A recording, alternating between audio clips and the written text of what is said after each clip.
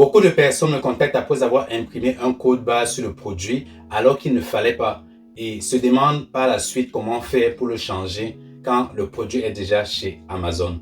Si vous vendez sur Amazon et que vous avez besoin d'aide pour comprendre les codes barres, cette vidéo-ci vous apprend tout. Vous ne pouvez pas tout simplement acheter un produit chez votre fournisseur en Chine ou votre fournisseur local et l'envoyer chez Amazon sans pouvoir l'identifier. Donc, on verra qu'est-ce qu'un code barre dans cette vidéo-ci, quels sont les différents codes barres dont vous avez besoin pour vendre sur Amazon. Et ensuite, à la fin de la vidéo, je vais vous dire exactement quels sont les codes barres ou alors le code barre que vous devez mettre sur votre produit avant de l'envoyer chez Amazon. Si vous êtes nouveau par ici, je suis Alban Degoué, entrepreneur sur le web et vendeur sur les plateformes comme Amazon, Etsy et eBay. Et dans cette chaîne-ci, on parle d'entrepreneuriat et d'e-commerce. Si vous voulez vendre sur Amazon et atteindre l'indépendance financière, je vous souhaite donc la bienvenue. N'hésitez pas à cliquer sur le bouton pour s'abonner et rejoindre la communauté. Activez également la cloche de notification pour recevoir les prochaines vidéos lorsque celles-ci seront publiées le jeudi et le dimanche. Dans la barre de description, vous allez trouver des liens qui vont vous conduire à un e-book. Si vous êtes nouveau sur la vente en ligne, cet e-book-là pourra vous aider à démarrer correctement. Et si vous êtes déjà avancé, j'ai le lien qui vous mène à ma formation ou à un coaching privé. Si vous avez des questions pour lesquelles vous souhaitez avoir des réponses directes venant de moi-même. Alors, nous allons donc commencer par définir ce que c'est qu'un code barre. Le code barre identifie de manière unique votre produit et l'associe également à votre société ou alors à votre entreprise. Et comme une adresse IP pour un ordinateur ou alors un numéro de sécurité sociale pour un humain, chaque produit obtient également un numéro et c'est un identifiant pour ce produit-là qu'on appelle donc le code barre. Pour vendre sur Amazon et certaines autres plateformes en ligne, vous aurez donc besoin de différents codes barres. Les plateformes comme eBay ou alors Etsy n'exigent pas forcément d'avoir des codes barres, mais si vous voulez plus tard vendre vos produits offline dans des grands magasins, un peu comme Carrefour ou Argos ou un autre magasin peut-être en Allemagne qui s'appelle Saturn, vous aurez besoin d'identifier vos produits, de les codifier afin qu'ils soient reconnus et qu'ils soient uniques. Et c'est à ça que servent donc les codes barres universels. On y reviendra dans un instant. En plus de cela, le code barre identifie votre produit, comme je le disais, et l'associe au nom de votre société. Donc, un code barre est toujours associé au nom du fabricant. Ce qui veut dire donc que chaque produit est associé au fabricant et à la marque de ce fabricant. Maintenant que nous avons défini avec quelques mots ce que c'est qu'un code barre, où est-ce que vous devez vous procurer des codes barres universels? Les codes barres sont créés par une organisation à non-profit appelée GS1 ou GS1 pour ceux qui sont anglophones et tout le monde peut devenir un membre de cette organisation-là. Dans chaque pays, vous aurez une représentation locale des bureaux et même une entité en ligne pour le GS1 de votre pays et vous pouvez vous enregistrer et devenir membre pour obtenir vos codes barres. Si vous allez tout simplement sur Google et vous recherchez GS1, en fonction de votre localité, le premier lien qui va s'afficher sera celui sur lequel vous pouvez cliquer pour commander vos codes barres. Et pour être membre de cette organisation-là, ça vient avec quelques frais annuels. Voyons ensemble un tout petit peu comment fonctionnent les codes barres de GS1. Chaque chiffre ou chaque numéro d'un code barre a une signification, comme par exemple le type de code barre, votre numéro de fabricant et votre numéro d'article. Dans ma formation, je vous explique dans les moindres détails comment est-ce que les codes barres fonctionnent. Mais pour rendre cette vidéo si digeste, on n'ira pas dans les détails. Une chose très importante à savoir, c'est que vous aurez besoin de chaque code barre pour chaque variation de votre produit. Bon, par exemple, si vous vendez des chaussettes, vous vendez une paire de chaussettes noires. Pour votre paire de chaussettes noires, vous aurez besoin d'un code barre. Et par la même occasion, si vous vendez plus tard une paire de chaussettes blanches, vous aurez besoin d'un autre code barre pour cette paire de chaussettes blanches-là. Et ceci s'applique aussi au niveau des quantités. Ça veut dire que si vous vendez un lot de paires de chaussettes, vous aurez besoin d'un code barre pour ce lot de paires de chaussettes. Si le lot de chaussettes est de 5 paires vous aurez besoin d'un code barre pour 5 paires. Si vous vendez maintenant un autre lot de paires de chaussettes de 10 paires, vous aurez besoin d'un autre code barre pour le lot de paires de chaussettes de 10 paires.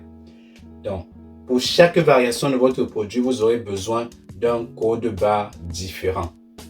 Maintenant que vous savez que vous avez besoin d'un code barre pour chaque variation de votre produit, quels sont les codes barres dont vous avez besoin? Il existe en réalité 41 codes barres principaux utilisés dans le monde entier.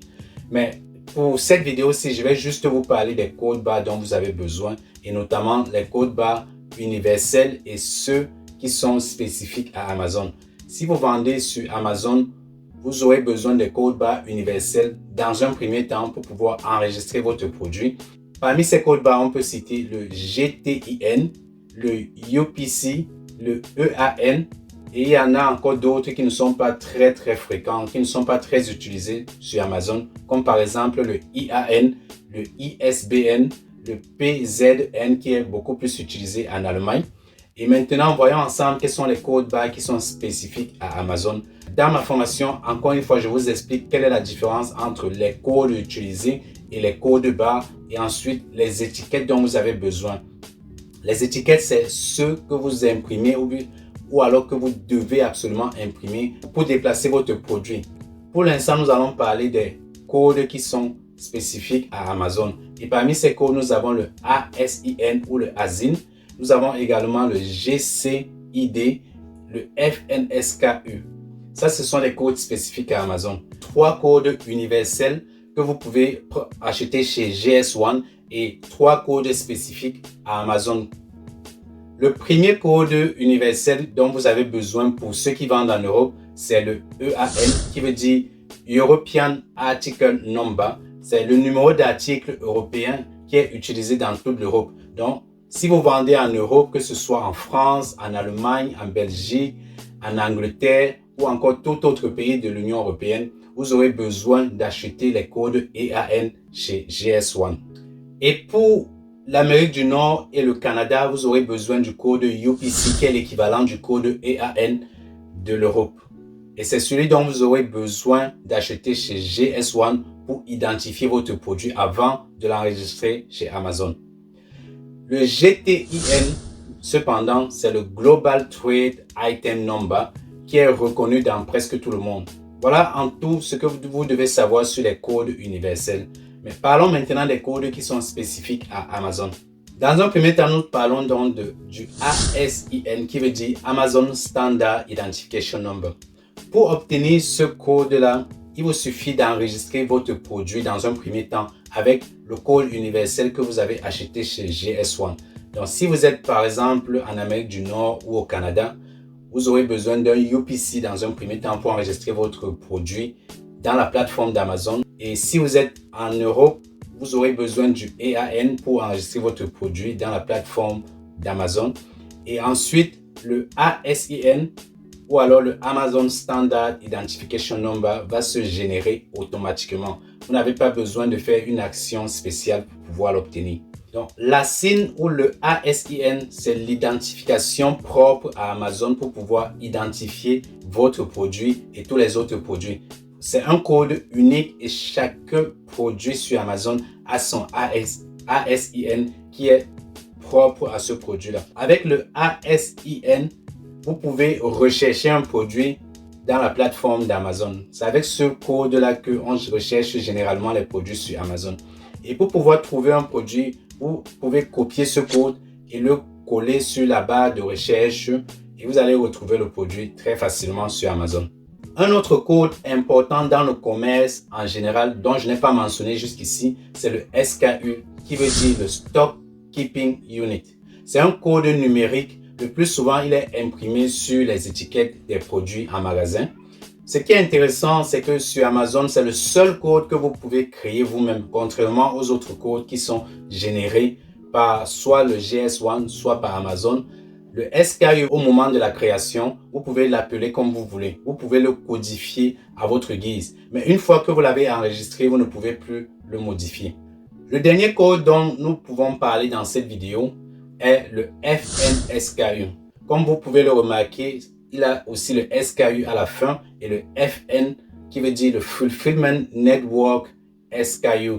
Et c'est aussi un code spécifique à Amazon pour pouvoir identifier les produits dans les entrepôts d'Amazon. Bon, maintenant que vous connaissez ces différents codes, on a parlé de 3 codes universels et de 3 codes dont vous avez besoin chez Amazon, 2 étant vraiment spécifiques à Amazon et un qui est un code général qui est le SKU. Quel est le code que vous avez besoin pour votre produit? Il y a 2 types de codes que vous pouvez utiliser pour votre produit. Et non, ce n'est pas le SKU. C'est vrai que les SKU sont généralement utilisés sur les produits lorsque vous faites l'expédition de votre produit vous-même ou alors lorsque vous entreposez votre produit, vous pouvez utiliser les codes SKU. Et ce sont les codes qui sont généralement aussi utilisés en magasin pour identifier les produits. Mais vous n'avez pas besoin de ce code-là lorsque vous vendez sur Amazon, ou tout de moins, vous n'avez pas besoin de le coller sur votre produit. Le code dont vous avez besoin de coller sur le produit à ce moment, c'est le FNSKU. Et ceci est généré directement depuis la plateforme d'Amazon. Vous pouvez donc l'imprimer et l'envoyer soit à votre fournisseur en Chine, soit le coller vous-même sur votre produit. Un autre code que vous pouvez utiliser, ce sont les codes universels. Donc, si vous vendez en Europe, vous pouvez utiliser le code EAN.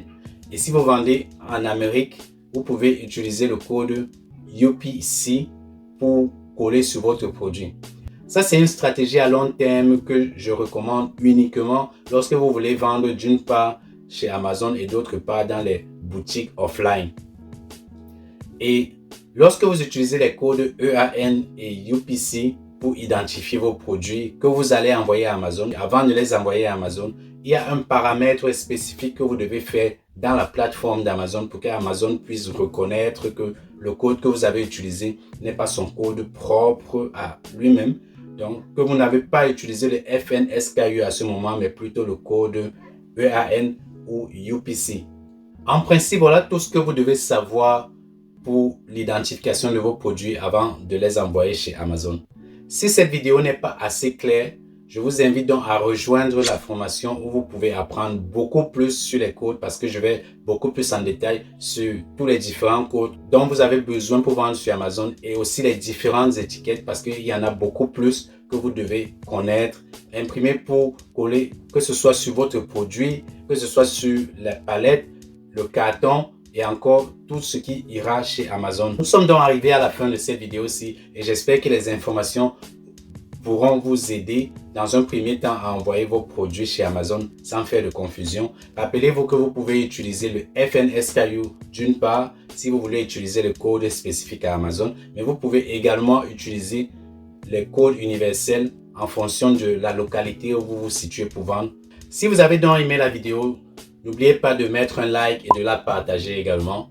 Si vous avez des questions, je suis disponible également dans les commentaires et vous pouvez m'envoyer un mail ou alors prendre un coaching de 15 minutes et me poser toutes vos questions concernant la vente sur Amazon. Merci d'avoir regardé la vidéo jusqu'ici. Je vous souhaite le meilleur et je vous donne rendez-vous